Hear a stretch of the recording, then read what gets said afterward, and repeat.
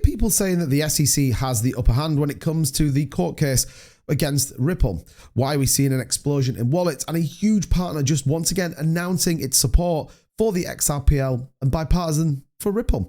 All of that in this video. This one is a pretty interesting one, so hit that like and subscribe button for more. Let's get into it. So I want to just kind of take a little bit of a detour and then I'll get back onto what I want to talk about. We got it announced yesterday. The SEC account hacker has been offered a plea deal by the government. Now, this is the individual that allegedly hacked the SEC Twitter account and announced that there would be a Bitcoin ETF when fundamentally it wasn't the case. What's interesting with this though, and I guess this is where I want to point it out, is that Eric Council Jr., who is the accused member of doing this, is being offered a plea deal to support the government in its war against cryptocurrency and, more importantly, against kind of hacking of accounts. It kind of feels very interesting that the SEC would go down this route, specifically when they have such a tyrannical raid against someone like XRP. The fact that, well, they're citing that people lost money based on their announcement. The argument could absolutely be the same for what the SEC do with Ripple. And I thought this was just a very interesting context. And more importantly, I guess here, showcases just how exactly corrupt this is and why there is such a narrative against both Ripple and XRP. The FBI allegedly is focusing on finding the brains behind the SEC X hacked. Very interesting indeed. Now, what does that mean when we go to XRP and Ripple? Well, the reality is that there are rumors, Xrpl here giving a view that there's a 30 to 40% chance that Ripple could prevail. I guess what he means here, and you have to be careful of headlines that you read, but what he means is that ultimately that the XRP court case could come out in the favor of Ripple, i.e. they don't have to pay anything, it's not registered security, which we already know that to be the case, and more importantly, then they can go about making the company great. So you have to take everything that a large company, an organization, or political campaign says with a grain of salt. However, their arguments are strong, and Ripple is in a good position. So it's one on the same. They have a good chance, strong arguments that they're on the right side. Now, there are some key things coming up as part of this, which will be the election. But ultimately, what have we got? Well, the civil appeal, the pre-argument statement, Form C is what it's more commonly known as, ultimately being put in by Ripple. Now, point must be made here that they were late and have had an extension on that, which is never good practice. But equally, I think it's the fact that the SEC have asked for a delay until January.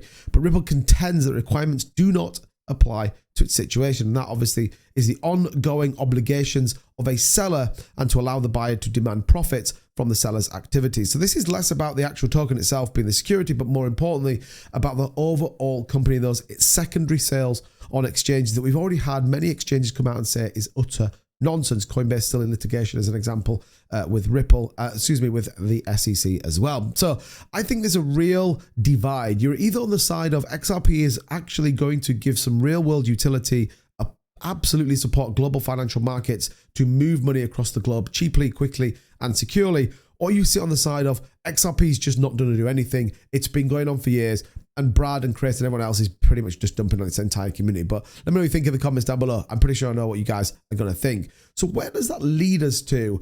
And why are we still, if all of that is going on, seeing adoption at the rates we've never seen when it comes to XRP? Now, the XRP ledger, as an example, is seeing a huge explosion in unique wallets. In fact, 35,799 is the highest day since July 16th, with over nearly 4,000 wallets created on a single day. This obviously is an important sentiment. We are seeing huge adoption come into the XRPL, and there's a couple of reasons. The latest meme coin excitement buzz is over on XRPL, and we're seeing some very good coins over there, and equally some very nice moves across the wider market. And you always know when things are getting exciting because other big partners start to come to the party. Here we have the Metamask platform through Perisys technology will be integrating to allow 30 million active monthly users of Metamask to have an account on the XRPL, creating a unique opportunity for adoption and management of XRPL assets. And this is exactly what we want to see: adoption and support for XRPL. And again, some people would say, well, the meme coin narrative is a waste of time. It doesn't have an intrinsic value.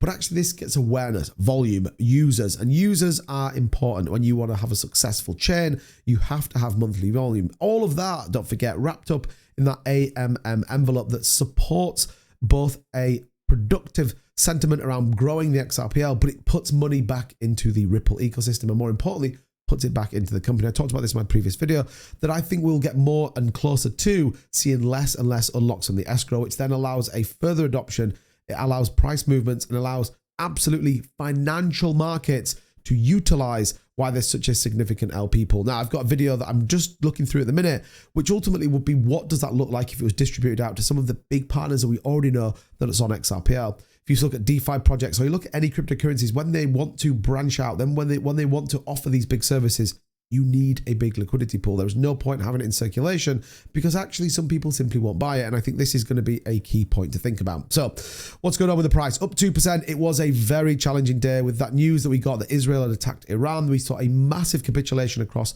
the entire cryptocurrency markets, altcoins specifically getting absolutely hammered.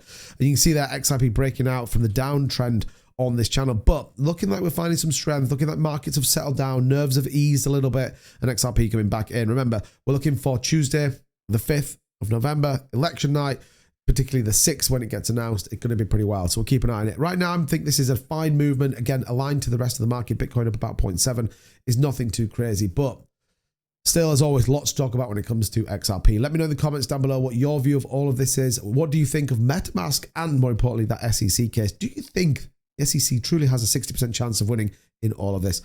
As always, let me know and hit that like and subscribe button. Check out the links down in the description. It supports the channel. As always, we'll see you in the next video. Take care.